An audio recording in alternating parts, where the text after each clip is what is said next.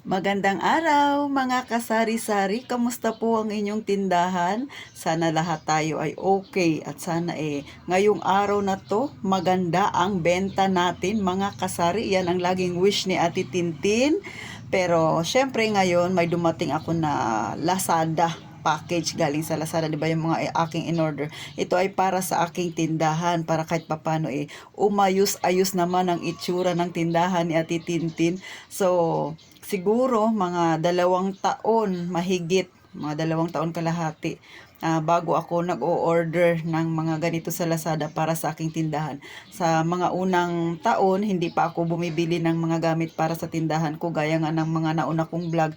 Nagdi-DIY lang ako, mga karton-karton, yung mga pinagamitan na, yung galing sa pinaglagyan ng aking pinamili. Pero ngayon, dahil unti-unti nang gumaganda ang itsura ng tindahan ni Ate Tintin, dumadami na ang kanyang produkto. So, syempre, kailangan din nating bumili na ng gamit para sa ating tindahan, di ba?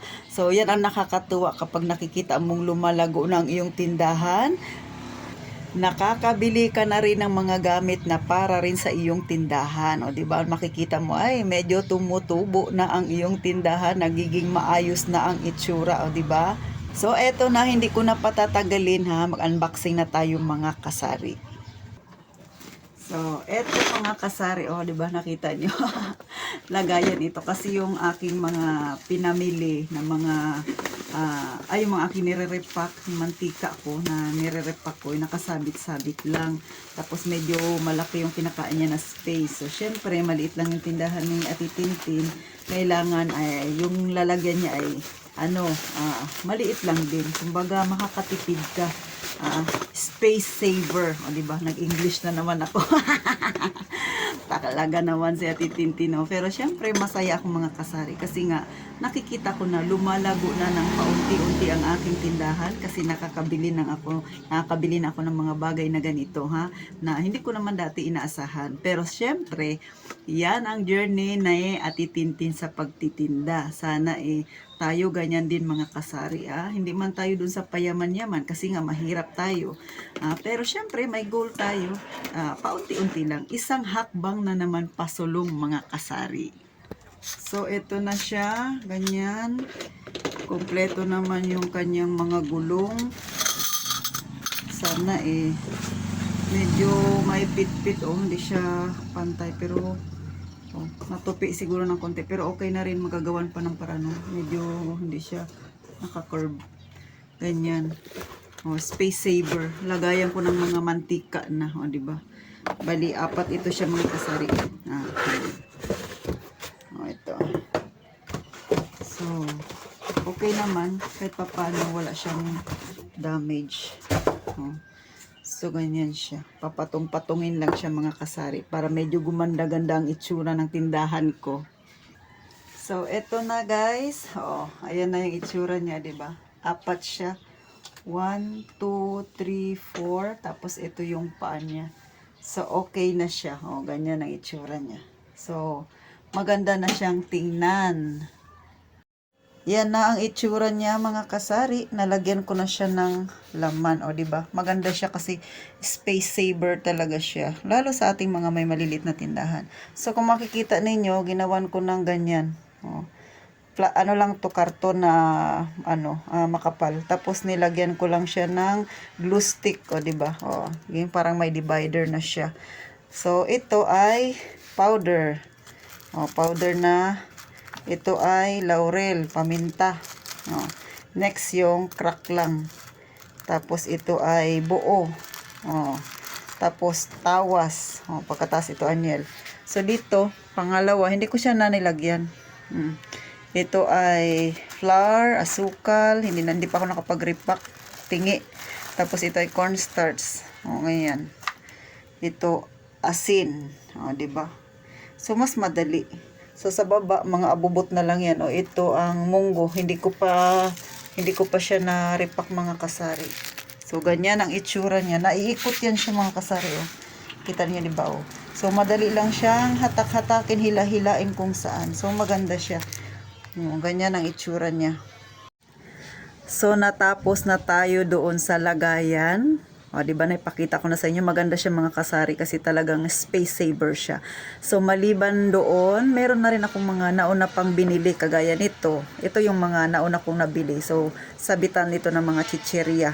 Dito ko yan nilalagay, mga mani-mani na yan, mga kung ano-ano, mga siga, mga muncher. So, dito ko nilalagay sa harapan ng tindahan ko para magandang tingnan ang aking tindahan. Dahil sa harapan, pagka walang chichirya, walang mga ganun, napakapangit tingnan ng aking tindahan kasi open lang siya mga kasari.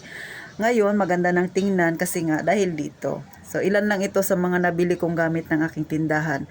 Sa inyo, try nyo rin. Pero ako kasi, as much as possible mga kasari, gumagawa ako ng paraan, nagsisearch ako, nagre-research, lalo na sa Lazada, nag-scroll ako yung mga lagayan ng mga paninda. Kasi nga, napakaliit lang ng aking tindahan. Pero dahil gusto ko siyang maging maayos, at saka syempre, magandang tingnan. Ayun lang yung magagawa ko kasi hindi kagandahan yung itsura ng aking tindahan mga kasari. Kung makikita mo sa harapan, wala pa siyang pintura. Pero syempre, gagawa natin ng paraan. Unahin muna natin yung laman ng ating tindahan bago tayo tuluyang magpaganda. Wala pa kasi akong pambili ng pintura. Inuuna ko muna yung mga laman ng paninda ko, laman ng tindahan ko mga kasari. Kasi kung pintura, tapos dudukot na naman ako sa tindahan ko, syempre, mababawasan yung puhunan ko. So, kahit na hindi pa kagandahan yung itsura ng aking tindahan sa harapan, mas maganda unahin ko muna yung laman para tubo pa, paikot-ikot. Saka na ako bibili pag nakapag-ipon-ipon na ako ng kahit kaunti. Ako na lang din na magpipintura, o diba? Lahat gagawin ng isang may-ari ng tindahan para mapaganda ang itsura. Tsaka syempre, hindi tayo gagastos ng malaki, talagang para-paraan na lang yan. So, ito ipinapakita ko sa inyong mga kasari para ma-inspire yung iba dyan na kagaya ko, yung medyo struggle sa puhunan. Tapos mas inuuna yung mga kailangan. Kailangan din namang magpaganda ng tindahan, di ba? Lalo na para pag tumingin si customer, lalo na kung nakapintura ang yung tindahan. Kasi sa akin ay talagang hollow blocks pa lang siya. Bagamat okay na pintura na lang kulang pero wala pa tayong pambili. So inuuna ko sana ma-inspire din diyan yung iba, 'di ba? Sa mga iba diyan, mga nagba-vlog, talagang magaganda na yung kanilang tindahan. Kasi nga may pampuhunan na sila.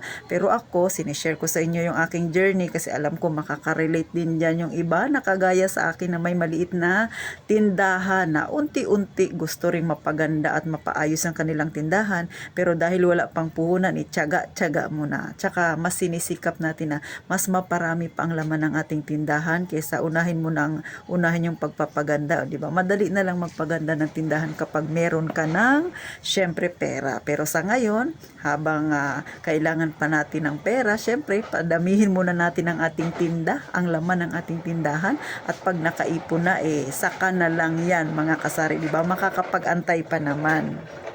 So, paano mga kasari, tatapusin ko na ang aking pagbablog. Sinishare ko lang sa inyo yung itsura ng mga tindahan ni Ate Tintin, o diba? Yung mga nabili ko sa Lazada ng mga pwedeng gawin para mapaganda yung ating tindahan paunti-unti. Malaking tulong yan.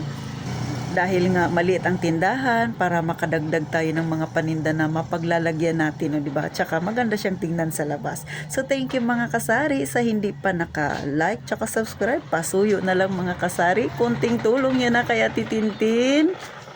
At syempre pa, para dumami-dami tayo, ma-inspired natin dyan yung iba, yung mga makatulong tayo para mapaganda rin nila ang kanilang tindahan, di ba? Ganun lang mga kasari. Kasi nga gusto kong i-share sa inyo yung journey ng aking pagtitinda. Ipakita na kahit kaunti ang puhunan, pakunti-kunti, makontento tayo sa kung ano. Pero syempre, tiyaga tayo, mag-isip ng paraan para makabenta ng marami. At pag nakabenta na, unti-unti rin nating pagagandahin ang ating tindahan, mga kasari. Relate ba kayo dyan, mga sisi na kagaya ko, di ba? Nag-iipon din para kahit papano mapaganda, maayos ang kanilang tindahan. So, paano mga kasari? Sana po nakatulong ng kaunti si Ate Tintin, At saka syempre, ma-inspired talaga natin yung iba, yung mga kagaya sa akin, Go lang tayo mga kasari, mga sisi dyan, mga may tindahan. So, paano sa susunod? Magkita-kita tayong muli. At ito ang inyong Ate Tintin. Mag-iingat kayong palagi, mga kasari.